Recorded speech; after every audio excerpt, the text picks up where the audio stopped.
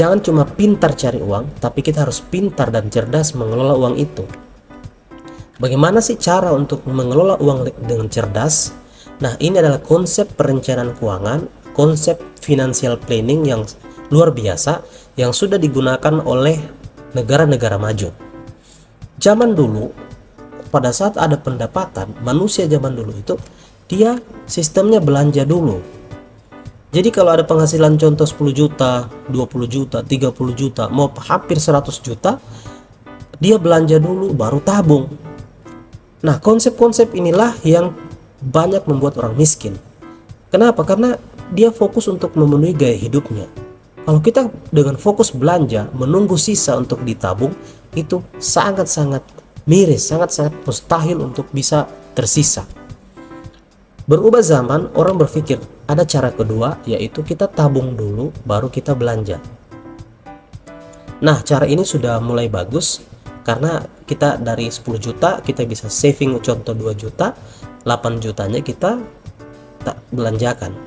Nah, tetapi cara ini masih banyak orang kekurangan. Kenapa? Karena uangnya tidak berkembang. Nah, berubah sistem di zaman modern hari ini, orang sudah sadar dengan investasi. Jadi kalau ada pendapatan, mereka tabung dan mereka investasikan uangnya dan belanjakan sisanya. Jadi belanja ini yang terakhir. Nah, cara ini sudah sangat efektif dan ini namanya kemerdekaan finansial karena kita sudah punya investasi. Tetapi teman-teman, cara ini belum sempurna. Ada risiko yang bisa terjadi yang namanya SKCM. Apakah itu SKCM? SKCM yaitu sakit kritis, kecelakaan, cacat, dan meninggal. Inilah 4 risiko yang orang-orang tidak tahu kapan terjadi, di mana terjadi, dan bagaimana terjadi. Nah, kalau ini terjadi, bagaimana dengan uang belanjanya? Contoh terjadi risiko sakit kritis tiba-tiba. Orang yang kena sakit kritis otomatis tidak bisa lagi bekerja. Otomatis uang belanja tidak bisa jalan.